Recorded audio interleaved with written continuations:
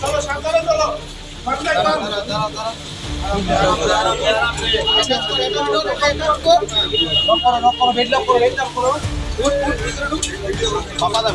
ঠিক আছে আমরা বেড ধরে রেখেছি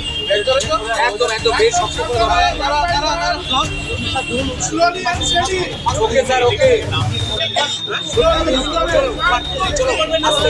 চলো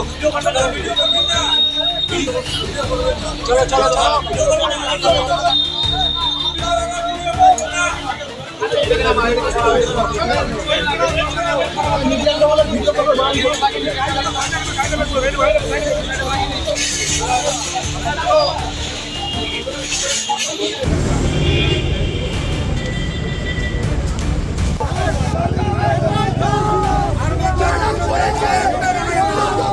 তাদেরকে ফেল করে মারা হচ্ছে